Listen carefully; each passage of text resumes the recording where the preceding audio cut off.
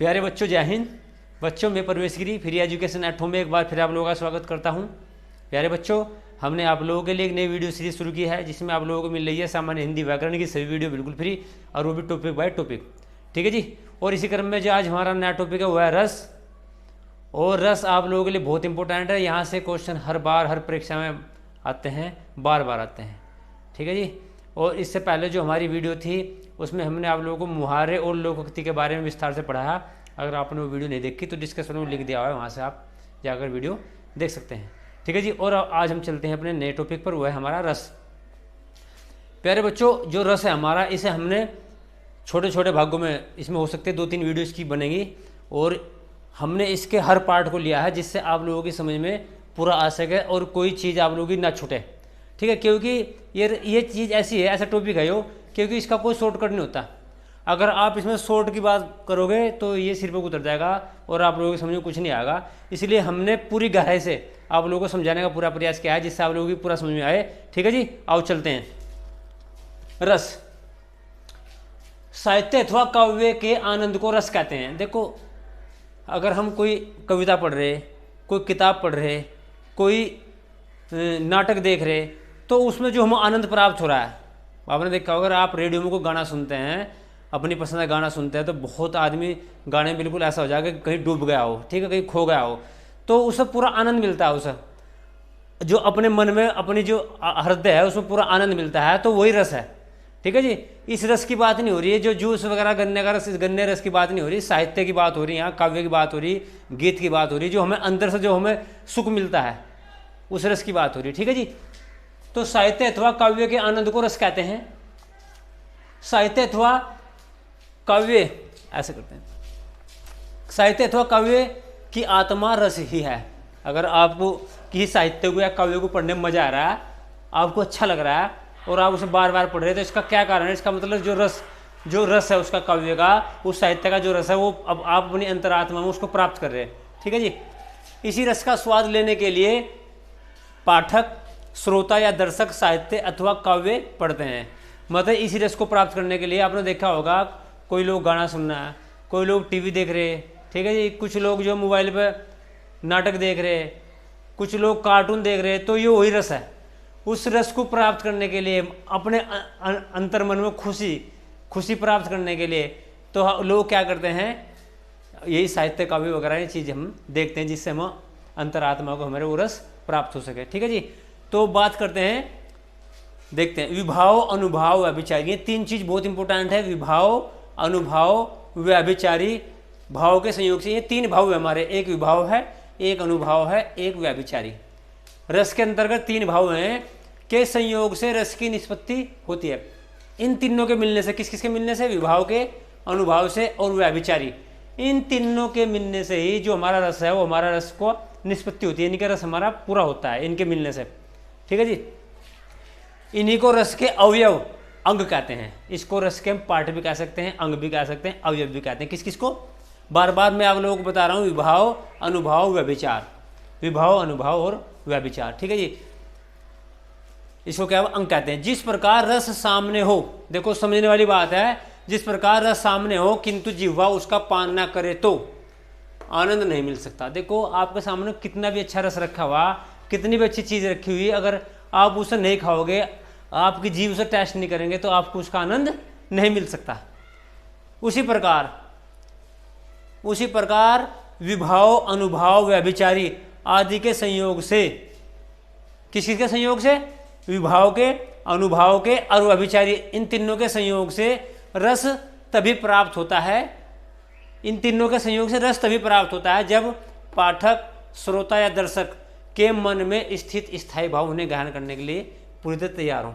देखो, बात कहने का मतलब यह है कि जिस प्रकार हमारे पास हमने कोई रस रखा है, खाने की चीज़ रखी, जब तक हम उसे टेस्ट नहीं करने के, तब तक हम उसका आनंद नहीं ले सकते। उसी प्रकार किसी भी रस का हम आनंद तब तक नहीं लेने के, किस काव्य का, भाई कोई काव्य है, कोई कविता है, कोई साहित्य है, उसका आनंद हम तब तक नहीं लेने के जब किसके संयोग से? विभाव के, अनुभाव के, व्यभिचारी के संयोग से जो हमारे स्थायी भाव हैं, उस साहित्य को या उस काव्य को ग्रहण कर लेकर तैयार ना हो। यानी कि जब तक हमारा स्थायी भाव ग्रहण करने के लिए तैयार नहीं होने के, तत्पर नहीं होने के, तब तक हमें कोई मजा नहीं होने का। कहने का मतलब ये है, देखो बात सुनो, हमारा मन कर रहा है कि यार आज तो हम ये गाना सुनेंगे या ये पिक्चर देखेंगे, तो ये हमारा क्या है, पिक्चर देखने के लिए हमारे मन में जो उत्सुकता हो रही है, हमारा स्थायी भाव हो। जैसे मन कर रहा है कि आज हम तो भाई आज दाल चावल बनाओगे, तो वही बात है। तो जब तक हमारे स्थायी भाव निकालने की भाई ये चीज़ हमें देखा, ठीक है, हमारा अंदर से मन नहीं होने का, तब तक कोई भी चीज़ हमारे लिए बेकार है। ठीक है, एक बार और रिपीट करते हैं। जिस प्रकार रस सामने हो किंतु जिह्वा उसका पान न करे तो आनंद नहीं मिल सकता, उसी प्रकार विभाव, अनुभाव, व्यभिचारी आदि के संयोग से रस तभी प्राप्त होता है जब पाठक यानी कि पढ़ने वाला, श्रोता सुनने वाला, दर्शक देखने वाले के मन में स्थित स्थायी भाव उन्हें ग्रहण करने के लिए पूरी तरह तत्पर हो। ठीक है, कहने का मतलब ये है, फिर मैं आप लोगों को दोबारा रिपीट करता हूँ कि अगर आप लोगों को आज गुस्सा आ रहा है, ठीक है नहीं, या हो सका आज आप लोगों को लग रहा है कि यार आज मतलब आप किसी के साथ लड़ाई होगी किसी के साथ, तो आपके मन में जो स्थायी भाव हो, जो वो क्रोध का भाव उत्पन्न हो रहा है, और आप क्या करोगे, अगर आप कुछ देखने के लिए देखोगे, कोई ऐसी चीज़ देखोगे जिससे आपको और बढ़ावा मिले उस चीज़ को। ठीक है, या दूसरी चीज़ हो सकती है, अगर आज आप इमोशन हो रहे, तो आप अगर कोई फिल्म भी देखोगे, भावुक हो रहे, तो ऐसी फिल्म देखोगे कोई रोने वाली या कोई दुखी वाला सॉन्ग सुनोगे। ठीक है, तो ये सारा काम स्थायी भाव से होता है। जब तक स्थायी भाव उन्हें ग्रहण करने के तत्पर नहीं होने के, तब तक आप उस चीज़ को नहीं देखने के। अगर कोई आप कोई चीज़ देख रहे या कोई आप चीज़ सुनने हो, तो ये सब स्थायी भाव की देन है। स्थायी भाव आप लोगों को क्या कर रहे, प्रेरित कर रहे। ठीक है जी, तत्पर। अतः रस को समझने के लिए पहले स्थायी भाव को समझना आवश्यक है। रस को हम तब समझेंगे, देखो रस तो बात की बात है, हम इसमें कोई शॉर्टकट मारने वाले नहीं है, हम बिल्कुल शुरू से बिल्कुल जड़ से इसको पढ़ेंगे। सबसे पहले रस को तब समझेंगे, सबसे पहले हम स्थायी भाव को हमें पता होना चाहिए कि स्थायी भाव है क्या हमारे अंदर। ठीक है जी, तो पहले सबसे पहले पढ़ते हैं स्थायी भाव। ये तो रस की थोड़ी मोटी डेफिनेशन थी, आप लोगों को पता। अब स्थायी भाव पढ़ते हैं। प्रत्येक मनुष्य के चित्त में 9 स्थायी भाव सुषुप्त अवस्था में सदा विद्यमान रहते हैं। जो मनुष्य है हर मनुष्य के चित्त में कितने, 9 स्थायी भाव। सुषुप्त का मतलब सोई हुई अवस्था में सदा विद्यमान रहते हैं, यानी कि वे रहते जरूर है पर सोई हुई अवस्था में रहते हैं। जब इनके सम्मुख रस की सामग्री प्रकट होती है, रस की सामग्री इनके सम्मुख प्रकट होती है। सामग्री का मतलब जिस प्रकार वो खाना जीव के लिए प्रकट कर रहे थे ना, ऐसे ही आप उसके सामने कोई रस की सामग्री का मतलब आप कोई किताब, कोई कहानी, कोई नाटक, कोई कविता, कोई पिक्चर, कोई गाना, जब उसके सामने प्रकट नहीं करने के, जब तक प्रकट नहीं करने के तब तक वो जागने का नहीं। ये रस की सामग्री है जो मैंने आप लोग बोल लिया है। जब इनके सामने रस की सामग्री प्रकट होती है तो ये क्रियाशील हो उठते हैं। भाई जैसी आप सामग्री, अचानक मान लिया मैंने मोबाइल खोला अपना या टीवी खोला, तो टीवी में कोई कहानी चल पड़ी, किसी का कत्ल किया, मर्डर किया, कोई किसी ने मार दिया, तो क्या होगा, ऑटोमेटिक आपका मन दुखी होना शुरू हो जाएगा। ठीक है, मन दुखी होगा कि जो स्थायी भाव होगा आपका, वो स्थायी भाव आप लोगों का जागृत होगा, और इसलिए आप क्या दुख महसूस कर रहे हैं, वही कारण है। ठीक है जी, उस अवस्था में पाठक, दर्शक या श्रोता का चित्त व्यक्तित्व की निजी सीमाओं को तोड़कर, वो आप कितनी भी कोशिश कर लो फिर भी आपकी आंखों से आंसू निकल जाएंगे। आप कितने भी कठोर हो, अगर आप ज़्यादा इमोशनल सीन है और आपको लग रहा है, तो अंदर से आपके जो आंखों से आपके आंखों में आंसू ऑटोमेटिक आ जाएंगे। बोला है ना, व्यक्तित्व की निजी सीमाओं को तोड़कर रसपान कर आनंदमय हो जा सकते हैं। अगर दुख की बात है दुख प्रकट करोगे, अगर सुख की बात है, आपको कोई भावुक हो रहे, कोई भक्ति का सीन चल रहा है, तो वहाँ आप आनंदमय हो जाता है। ठीक है जी, मनुष्य के हृदय में स्थित ये 9 स्थायी भाव ही रस की सामग्री से संयोग करके रस रूप में परिणत हो जाते हैं। ये जो 9 स्थायी भाव हैं, ये जो 9 स्थायी भाव हैं, इसमें वो सामग्री जुड़ जाएगी। सामग्री कौन सी, कुछ आप देख रहे हो, कुछ सुन रहे हो, कुछ पढ़ रहे हो, कुछ लिख रहे हो, कभी कभी लिखता हुआ आदमी भावुक हो जा, तो वो जब सामग्री आपकी इन स्थायी भावों से जुड़ जाएगी, जो 9 स्थायी भाव थे, कोई सामग्री आप इनमें कोई जोड़ दोगे, ठीक है जी, तो क्या होगा, आपका फिर रस बन जाएंगे। क्या बन जाएंगे में आपके, रस बन जाएंगे, रस रूप में परिणित हो जाते हैं। या कह सकते हैं कि भाव ही परिपक्व होकर रस बन जाते हैं। जब भाव आपके परिपक्व हो जाए तो क्या बन जाते हैं, आपके रस बन जाते हैं। 9 स्थायी भाव हैं और उनसे व्यक्त रस इस प्रकार है। जो स्थायी भाव हमारे 9 है, जब स्थायी भाव 9 है तो रस भी 9 ही होंगे। ठीक है जी, अब बात करते हैं कौन कौन से हैं। ये बहुत इंपॉर्टेंट है, आप लोगों के 9 के 9 रस और स्थायी भाव याद होने चाहिए। हर बार परीक्षा में यहाँ से क्वेश्चन आता है। ये भाव है, रस है, भाव है, रस है। रति भाव है हमारा, स्थायी भाव है रति, और रति का जो रस है हमारा श्रृंगार है, ठीक है। यानी कि अगर आप श्रृंगार करोगे, श्रृंगारी कोई चीज देखोगे तो वहां जो आपका भाव निकलेगा वो रति वाला निकलेगा, ठीक है। वो भाव का नाम रति रख दिया। दूसरा भाव है हमारा शोक, और शोक है करुण। यानी कि आपको अगर कोई दुख हो रहा है तो आपके मन में करुणा होगी, करुणा का मतलब दया, ठीक है। भाव रस, क्रोध हो रहा है तो आपको क्या हो, गुस्सा आएगा वहां से, ठीक है। अगर भाव आप क्रोध का भाव है तो रोध रूप आपका हो जाएगा वहां से। घृणा तो रस होगा विभस। भाव वैराग्य, वैराग्य का मतलब समझ रहे, कभी कभी मन क्या हो जा, क्या बोलता है आदमी का, यार दुनिया में कुछ नहीं आया, सब खत्म हो जाएगा, चलो छोड़ दो सब कुछ, छोड़कर वैराग्य धारण कर लो। तो वहाँ क्या होगा, शांति, इसका जो, इसीलिए इसका वैराग्य का जो रस है वो शांत रस, वहाँ इसका मतलब आपका जो शांत रस, आप शांत रस आप में ढल गया आप, ठीक है। तो वहाँ शांत रस किसका होगा, ये होगा वैराग्य का। मन में जो शांति हो रही है तो शांत रस आपके यहाँ प्रकट हो रहा है मन में, ठीक है।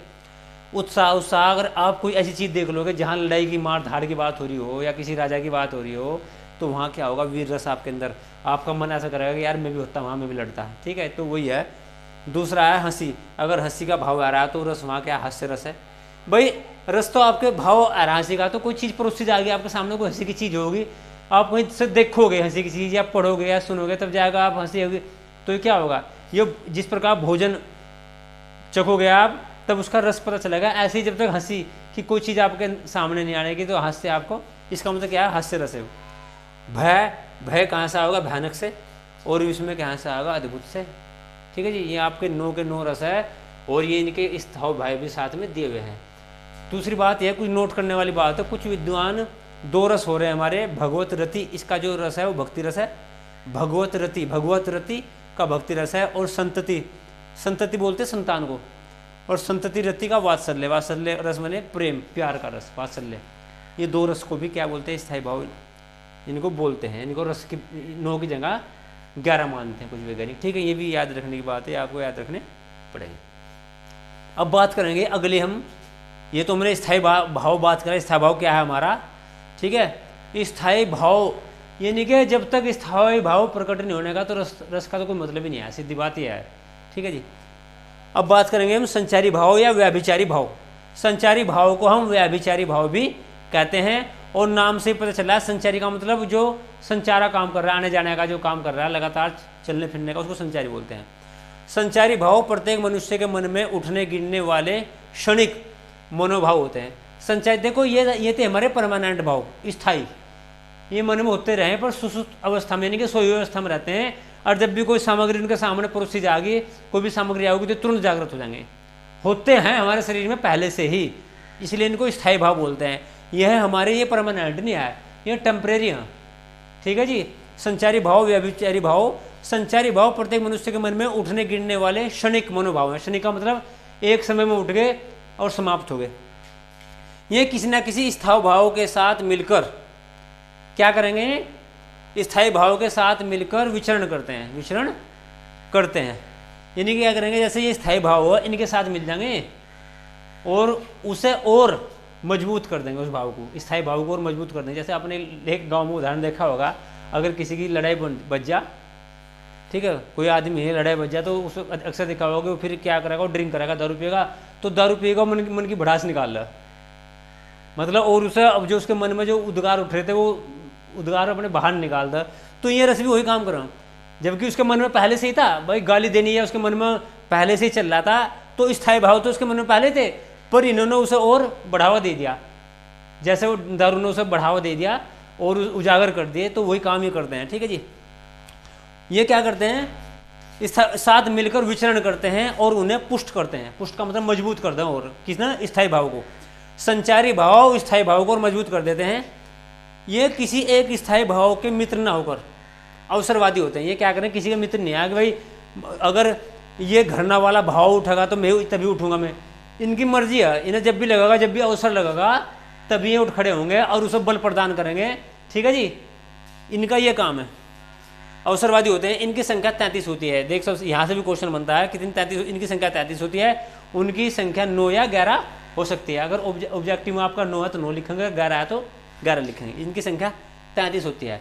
ये 33 कौन से हैं, ये भी आप लोगों को कम से कम पहचान तो होनी ही चाहिए। अगर पूरे याद नहीं आया तो इनकी पहचान आप लोगों को होनी चाहिए। निर्वेद, निर्वेद, आवेग, दिन्य, श्रम, मद, जड़ता, उग्रता, मोह, विबोध, शोपन, अपस्मार, गर्व, मरण, अलसता, अमर्ष, निद्रा, अवहिथा, औत्सुक्य, उन्माद, शंका, स्मृति, मति, व्याधि, शतरांश, लज्जा, हर्ष, असूया, विषाद, धृति, चपलता, गलानी, चिंता, वितर्क। ये हमारे 33 क्या है, ये संचारी भाव हैं या व्याभिचारी भाव हैं। ठीक है जी, ये स्थायी भाव को बल प्रदान करते हैं या स्थायी भाव को प्रमोट करते हैं। ठीक है जी, अगला है जी हमारा विभाव।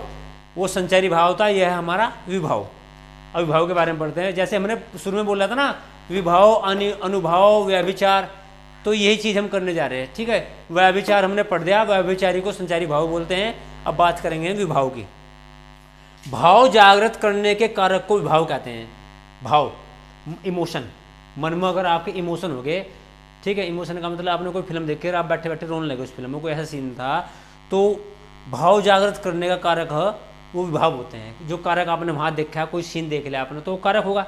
तो वही बात है इसमें, भाव जागृत करने के कारक को विभाव कहते हैं। देखो, कहानी या कविता के पात्र, घटनाएं, स्थितियाँ वे विभाव हैं जिन्हें देखकर दर्शक के हृदय में भाव जागृत होते हैं। वही है, आप कहानी देखोगे या कोई कविता पढ़ोगे या टीवी देखोगे या कुछ भी देखोगे, तो आपके मन में कुछ भाव आओगे, और भाव आने के बाद फिर आपके अंदर क्या होगा, आप रोगे या कुछ भी हो, कोई रस, हंसोगे, आनंद लोगे, तो वो रस आपको वहाँ से प्राप्त होगा। ठीक है, तो वही बात इसमें कही गई है, भाव जागृत करने के कारक को विभाव कहते हैं। कहानी या कविता के पात्र, घटनाएं, स्थितियाँ वे विभाव हैं जिन्हें देखकर दर्शक के हृदय में भाव जागृत होते हैं। अतः साहित्य में व्यक्त संसार ही विभाव है। साहित्य में या कविता में जो भी आप लोग देख रहे हो, उसमें जो भी चीज़ आपको, जो भी आप समझ रहे हो, जो भी आपके मस्तिष्क में उनका चित्र बनना है, वे सब क्या है, वे सब विभाव हैं। वे सब क्या है, हमारे विभाव हैं। अब विभाव के दो भेद होते हैं। ठीक है जी, विभाव के दो भेद होते हैं। एक है हमारा आलंबन विभाव, एक होता है हमारा उद्दीपन विभाव। पहला आलंबन विभाव और दूसरा उद्दीपन विभाव।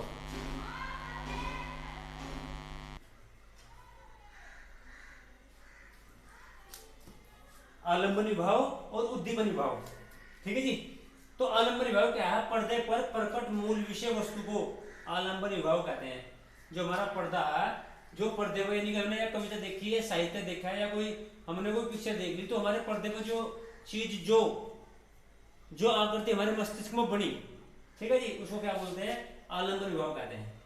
पर्दे पर प्रकट मूल विषय वस्तु को आलंबन विभाव कहते हैं। जैसे पर्दे पर राधा कृष्ण के प्रेम को देखकर, हमने पर्दे पर, हमारा पर्दा चल रहा है, उसमें हमने क्या देखा, राधा कृष्ण के प्रेम को देखकर भाव जागृत होते हैं। भाई भाव तो जागृत होंगे, कुछ भी देखोगे आप, कुछ भी सुनोगे, कुछ भी सोचोगे, तो भाव तो जागृत होंगे। तो राधा कृष्ण के प्रेम को देखकर भाव जागृत होते हैं।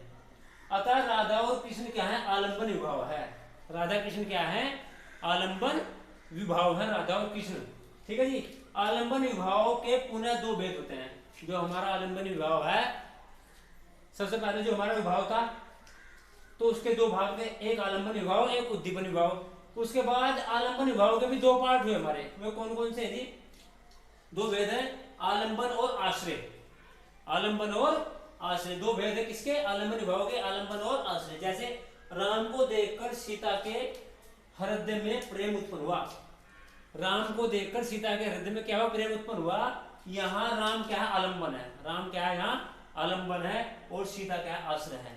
यहाँ से क्वेश्चन बनते हैं 100%। इस प्रकार क्वेश्चन, इसलिए मैं बिल्कुल आप लोगों को बिल्कुल जड़ से पढ़ा रहा, कुछ नहीं छोड़ रहा, जिससे आप लोगों का क्वेश्चन कहीं से भी आओ तो आप उस क्वेश्चन को पूरे को अटेम्प्ट कर सको। ठीक है जी, तो क्या होगा, यहाँ राम हमारे आलंबन है और सीता क्या है, हमारे आश्रय। अब है हमारा नंबर 2 है उद्दीपन विभाव।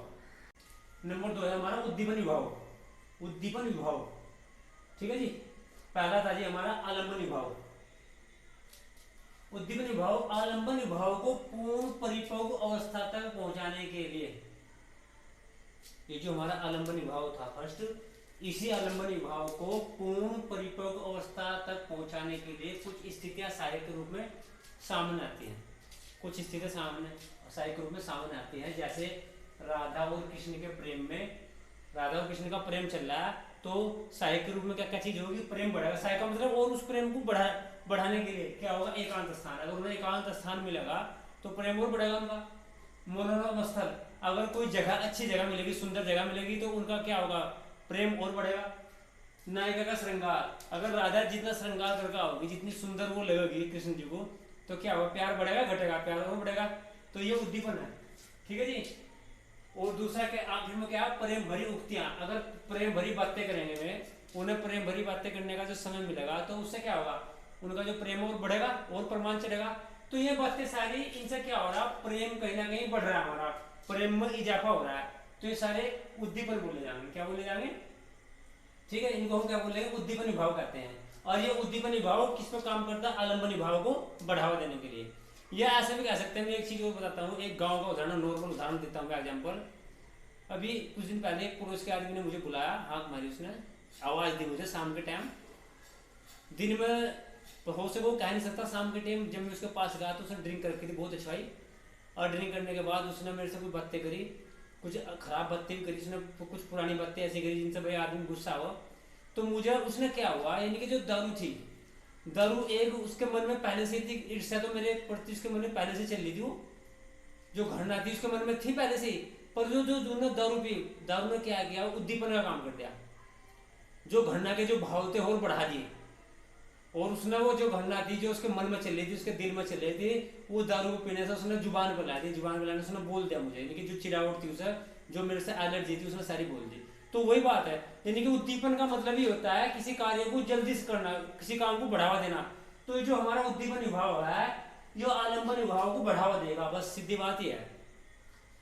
अच्छा, अब बात करते हैं अनुभव। नंबर 3 है जी हमारा अनुभव।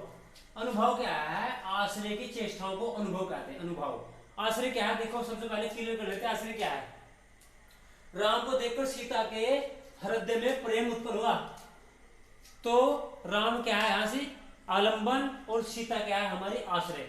तो यहाँ यानी कि जो प्रेमी है वो क्या है, आलंबन है, और जो प्रेमिका वो क्या है, आश्रय है। तो वही बात हो रही, आश्रय की चेष्टाओं को अनुभव कहते हैं। आश्रय की यानी कि जो प्रेमिका है, चेष्टा का मतलब समझ रहे, चेष्टा का मतलब होता है उसकी एक्टिविटी, उसकी जो एक्टिविटी में जो परिवर्तन हो रहा है। आप देख रहे हो कोई लड़की किसी लड़के से प्रेम करने लगी, या किसी लड़की के प्रेम के जाल में कोई लड़की फंस गई, तो आप उसका रहना, खाना, सोना, चलना फिरना सब कुछ चेंज हो जाए, उसका हर चीज परिवर्तित हो जाए उसकी, ठीक है जी, सब चीज बदल जाए। तो उसी बात को जो उसकी एक्टिविटी हुई, उसी को हम अनुभव बोलते हैं। क्या बोलते हैं, आश्रय की चेष्टा को क्या बोलते हैं, अनुभव। अनुभव नहीं, अनुभव बोलते हैं। इनसे सूचना मिलती है कि आश्रय के हृदय में विशेष अनुभूति क्रिया से हो सकती है। जो उसकी एक्टिविटी देख रहे हैं, उस लड़की की, उस प्रेमिका की जो तुम एक्टिविटी देख रहे हैं, जो परिवर्तन उसमें हुआ, तो उस एक्टिविटी देखकर आप आइडिया लगा लो कि हाँ, इसके हृदय में किसी न किसी ने जगह बना ली, किसी न किसी का प्रेम इसके दिल में उमड़ रहा है। तो वही बात, विशेष हृदय में विशेष अनुभूति क्रियाशील हो चुकी है। जैसे कृष्ण को देखकर राधा का शर्माना, पल के झपकना, कृष्ण की ओर बढ़ना, ये भी है। और भाई मैंने गांव की भाषा में बोलता हूँ, किसी लड़की अगर किसी लड़की के प्रेम में फंस गई, तो उसका पहनने का ढंग, ओढ़ने का ढंग, उसका चलने का ढंग, बात करने का ढंग, ठीक है जी, और सब कुछ में परिवर्तन हो जाए उसका, ठीक है जी, ठीक है। और ये हमारा जो है रस अभी हमारा शुरू नहीं हुआ। रस की ये पूरा का पूरा जो रस की बैकग्राउंड थी, यानी कि रस का जो पूरा आधार हमने बेस, रस तो अब चलेगा हमारा पूरा बेस आप लोगों को क्लियर करा दिया कि रस किसकी चीज पर डिपेंड होता है, रस क्या है हमारा, पूरे उसके भाव सब कुछ हमने क्लियर करा दिया, ठीक है जी। और फिर भी अगर किसी बच्चे की समझ में इससे संबंध में कोई बात नहीं आई तो कमेंट बॉक्स में कमेंट करें और उसकी समस्या का पूरा समाधान करने का प्रयास किया जाएगा, ठीक है जी। आज की वीडियो में इतना ही, मिलते हैं अगली वीडियो में, धन्यवाद।